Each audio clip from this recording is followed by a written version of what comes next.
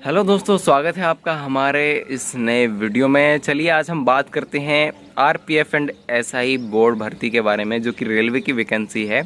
अगर आप बिल्कुल ज़ीरो हैं, यानी कि बिल्कुल ज़ीरो नहीं कह सकते, बिल्कुल बिगिनर हैं, यानी कि ज़ीरो से अपनी सफ़र का शुरुआत करना चाहते हैं अपने सिलेक्शन तक, तो आप किस किस कंटेंट से पढ़ सकते हैं और कम समय में ज़्यादा तैयारी कैसे कर सकते हैं। देखिए, अगर आप बिल्कुल बिगिनर हैं या आपने पहले कहीं कोचिंग ले रखी है तो बहुत बेस्ट है। लेकिन अभी आप फ़िलहाल के लिए, अगर हो सके आपके आसपास में कोई ऑफलाइन बैच चल रहा हो किसी भी कॉम्पिटिटिव एग्ज़ाम का, क्योंकि वहाँ पर तीन ही चीज़ें अधिकतर पढ़ाई जाती हैं, मैथ, रीजनिंग एंड जीके, तो वहाँ पर जाकर आप क्लासेस ले सकते हैं। लेकिन अगर आप ऑनलाइन में शिफ्ट होने का सोच रहे हैं तो ऑफलाइन के साथ साथ ऑनलाइन होना तो बहुत ही मैंडेटरी है, बहुत ही ज़्यादा ज़रूरी है, क्योंकि ऑफलाइन में उतना ज़्यादा कंटेंट नहीं मिल पाता है, ना ही उतनी सेल्फ स्टडी हो पाती है जितनी कि ऑनलाइन में हो जाती है।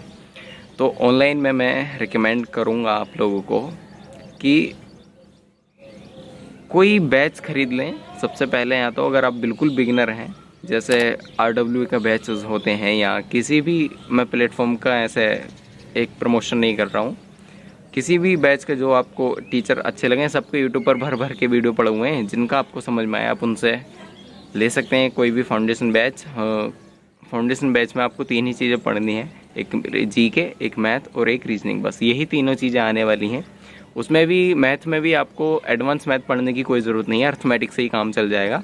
और रीजनिंग में तो बहुत ही नॉर्मल है, सिंपल है। आप डेली एक मॉक टेस्ट ज़रूर दीजिएगा, टेक्स्ट बुक पर दे दीजिएगा, वहाँ पर बहुत सही रहता है रेशियो। जीके के लिए आप क्या कर सकते हैं, जीके में सबसे बेस्ट रहेगा, अगर आपके पास लूसेंट है तो आप उससे पढ़ लीजिएगा। नहीं तो कोई, अगर हम बैच वगैरह में पढ़ेंगे तो बहुत ज़्यादा समय लग जाएगा। लेकिन आपको थोड़ा ऊपर ऊपर से ही जीके पढ़ना है तो उसके लिए लूसेंट एकदम बेस्ट है। और अगर आपके पास किरण पब्लिकेशन की कोई बुक हो जीके की तो आप वो भी यूज़ कर सकते हैं। जीके में आप नॉर्मली 4-5 सब्जेक्ट पर ज़्यादा फोकस कीजिएगा। सबसे पहला है भारतीय संविधान। भारतीय संविधान से क्वेश्चन बनता ही बनता है।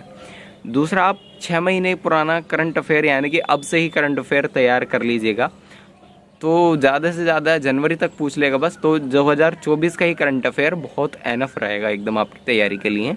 और जो अभी परीक्षाएं हाल फिलहाल में हुई हैं उनमें उठा करके देख लीजिएगा किस तरह का करंट पूछा गया है, तो बस उससे थोड़ा सा आइडिया हो जाएगा कि करंट अफेयर में किस तरह के क्वेश्चन बनते हैं और किन चीज़ों पर ज़्यादा ध्यान देना पड़ता है, चाहे वो इंडेक्स से रिलेटेड हो या कोई रिपोर्ट हो, कुछ भी चीज़ हो। और जीके में फिर आता है एक हिस्ट्री आप तीनों पढ़िएगा, क्योंकि तीनों से ही क्वेश्चन बनता है। मोस्टली मेडिवल से तो कुछ खास इतना नहीं होता है, लेकिन जो मॉडर्न है और जो एंशिएंट हिस्ट्री है उससे बहुत ज़्यादा चांसेस रहते हैं हिस्ट्री में बनने के क्वेश्चंस। और फिर आता है हमारा ज्योग्राफी में आप भारत की नदियों को बहुत डिटेल में पढ़िएगा और उनकी जो सहायक नदियाँ हैं उनको भी अच्छे से याद रखिएगा, क्योंकि वहाँ से बहुत अच्छे अच्छे क्वेश्चन बनते हैं।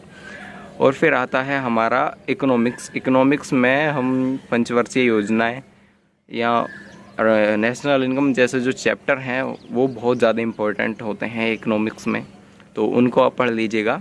बाकी आप साथ ही साथ करंट अफेयर की क्लास लेते रहिए, आपका जीके काफ़ी ठीक ठाक हो जाएगा। और मॉक तो आपको देना ही पड़ेगा, लगभग एक हफ्ते में एक मॉक तो आपका फुल देना ही पड़ेगा, जिसमें मैथ, रीजनिंग, जीके, जीएस और अपना जो, हाँ बस यही तीन चीज़ें हैं, तो इन्हीं तीनों का मॉक आपको देना ही होगा। उससे आपको पता लगेगा हमारी तैयारी किस तरह की हो रही है, और अपना स्कोर भी वहाँ पर आराम से देख सकते हैं, बाकी बच्चे एवरेज कहाँ जा रहे हैं और हमारा स्कोर कहाँ रह रहा है।